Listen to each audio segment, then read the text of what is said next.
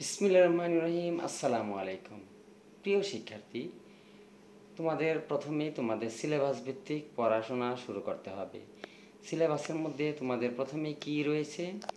ইংরেজি দ্বিতীয় পত্রে রয়েছে filling in the blanks with cloze, অর্থাৎ গ্যাপ ফিলিং। গ্যাপটা পূরণ করতে হবে। বক্সে দেওয়া আছে শব্দ, এ শব্দ নিয়ে পূরণ করতে হবে। তোমাকে ক্লু দেওয়া থাকবে যে তুমি যে কোনো পার্টস অফ স্পিচ তুমি ব্যবহার করতে পারবে অথবা আর্টিকেল। তাহলে তোমাকে আর্টিকেলের উপর নিয়ম কানুন জানতে হবে। আর্টিকেল সম্পর্কে তোমার ধারণা থাকতে হবে। আমার ভিডিও ডেসক্রিপশন বক্সে আর্টিকেলের ভিডিওর লিঙ্ক দেওয়া আছে, তোমরা দেখে নাও, তাহলে আর্টিকেল সম্পর্কে তোমাদের ধারণা হয়ে যাবে, নিয়ম কানুন জানা হয়ে যাবে।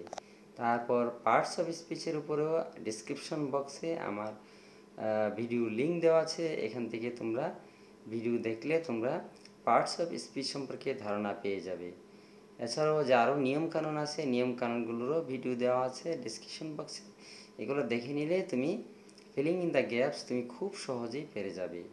এটা কঠিন না, একদম সহজ। তুমি কতগুলো নিয়ম পারলেই তুমি এটা পেরে যাবে।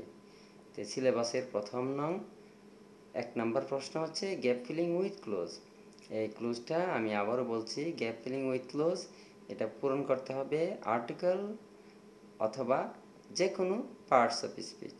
এখানে নাউন আসতে পারে, প্রোনাউন আসতে পারে, adjective, verb, adverb, preposition, conjunction, interjection.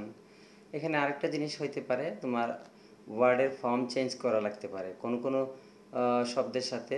যেমন একটা শব্দ অ্যাডজেক্টিভ আছে, যেমন ইল, অ্যাডজেক্টিভ, এটাকে নাউন করা লাগতে পারে, যেমন ইলনেস। একটা শব্দ ভার্ব আছে, যেমন ডেভেলপ, ডেভেলপের সাথে আইনজি যোগ করা লাগতে পারে, ডেভেলপিং। একইভাবে এটা নাউনও লেখা লাগতে পারে, ডেভেলপমেন্ট।